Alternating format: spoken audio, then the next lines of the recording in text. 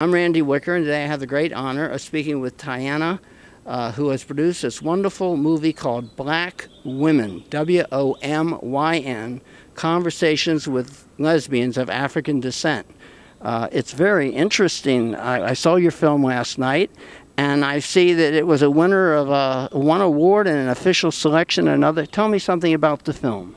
The film is basically conversations that I had with close to 50 women, going over various topics. It's coming out, balancing gender, race, and sexuality, love and relationships, marriage, and a couple others. And it isn't a sex flick. I mean, people are not going to see a lot of hot action. So the market for lesbian films, this does not fit into that market. This is a cultural exploration. And what I thought was very interesting was the amazing amount of problems people had in accepting themselves. And tell me about, they talked also about a lot of them, they said, I was homophobic before I realized I was a lesbian. Mm-hmm. And I've heard gay people saying homophobes are really basically closet queens, but I don't think I've ever heard gay men talk in terms of being homophobic before they came out. But maybe it's something I missed. I mean, I definitely heard of gay men. I think gay people all across the board, a lot of them can admit to displaying or exhibiting some homophobic behavior because it's such a fear. I think it's hard to come to grips with something that, especially coming from smaller, isolated areas that you don't see a lot of, and you don't exactly know how to, deal with it. So I think in the beginning, some people, in hopes to get it, rid it away, they kind of exhibit like homophobic behavior. They try to isolate themselves from people who are more comfortable with themselves because, And once they do come out and they accept their sexuality, or their sexual orientation, I should say, they feel over and over again. The people, the 49 women that talked in this movie talked about feeling invisible. That as black lesbians are virtually invisible. I think they even use terms like, especially in the down low life or something, and. They talked about a movie that Spike Lee made, and they were very excited because supposedly some black lesbians were going to be portrayed. And what was that about? I remember they were terribly disappointed. I think a lot of the community was really disappointed because it dealt with the specific issue of, parenthood, motherhood, and the story just was a part of the film, dealt with lesbians, all races, but it's predominantly black. Women who were seeking out one man to have sex with him in hopes to have children. And I think a lot of people with, the fact that there hasn't been a lot of positive images of black lesbians to begin with, for that to be the first, mainstream image that a lot of the, black community would see and, support. So what, these women were out looking to get a man to get them pregnant to have a child with? One specific man. They went, they went to go and sought and paid $10,000 to one specific man to, impregnate them. I want to get in that stud service. Nah, it's not a good look. They don't take honkies there, huh? I know. So anyway, one thing I love the terminology in this film, because when you get into questions of identity, a lot of the film dealt with not identity as lesbians, gay, straight, or bisexual. It dealt with identity along lines of gender. You had terms like, I just look at some notes here. There was aggressive butch, aggressive femme, butch. Tell me, just rattle off a half a dozen terms, some juicy terms that'll keep people saying, what the hell does that mean?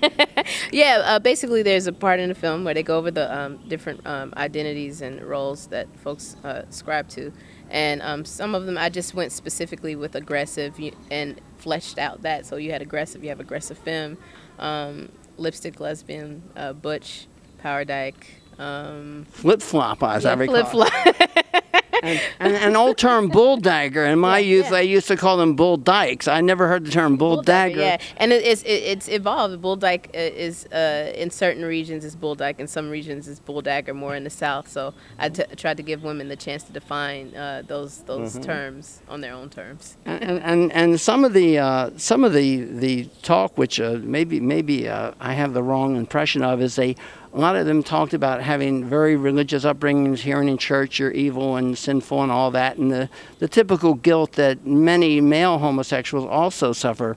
But it was my impression, and maybe I'm wrong in this, is that there was more religiosity within the African community, or maybe I should say more homophobia.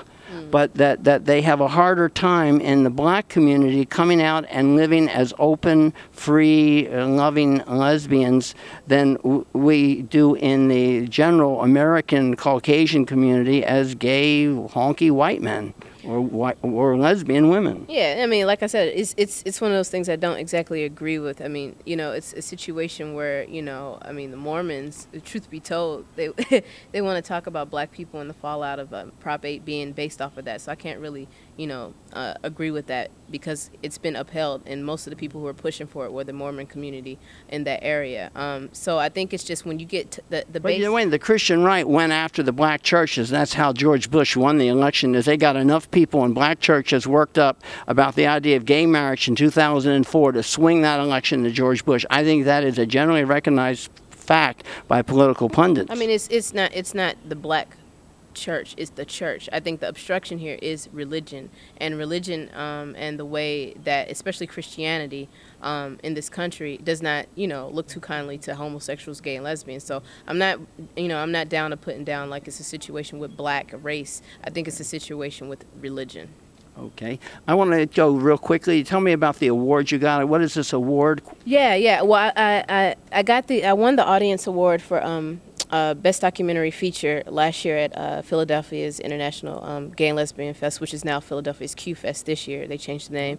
And I highlighted the official selection that I was granted for San Francisco Black Film Festival because it was a really important film festival for me because it was one of my first just black film festivals, and I thought it was great that they included the LGBT. So black women are getting seen, and are you getting favorable reviews, good audience response? Yeah.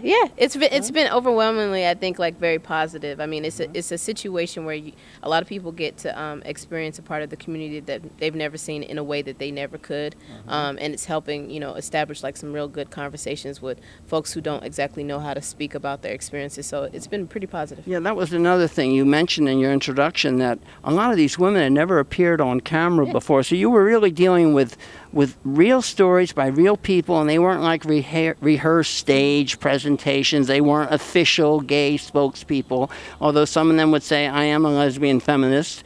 Other people, I think, didn't like the idea of being a lesbian feminist, so the politics got very involved on that level as well as the identity. But I thought the gender level was extremely interesting. They were talking about said somebody that insults lesbians appears in gay clubs. Yeah, I think what we're experiencing now is just being upset. We're just tired of a lot of you know, folks who are closeted. Let's name their names. Never. I mean, because I told you say these are singers or professional performers. I mean, it doesn't stop there. It could comedians. It could be specific in your community. Somebody who you know that is in the clubs and they might be just homophobic and spreading, like, you know, saying homophobic slurs in the daytime, but you see them slurs or jokes that you don't like. No, they're slurs. I mean, when you get interviewed, you know, and it's to each his own. If you don't want to be out, don't be out. But it's like when you make homophobic remarks, but then you come and you party with us and you benefit from our work, you know, those of us who are doing work to progress the community, and then you get interviewed and you say, you know, dyke this, or, you know, some homophobic, they're homophobic slurs. They're not, I don't think they're jokes. I think it's just... It's funny, I think they mentioned dyke, and I think it was, dyke was sort of like the N-word. It was all right for dykes or D people to use the term among themselves. Just like it's all right for black folks to use the N-word among themselves. But watch out if you use it yourself. If I use it, I'm sorry. And right now, there's just this reclamation of,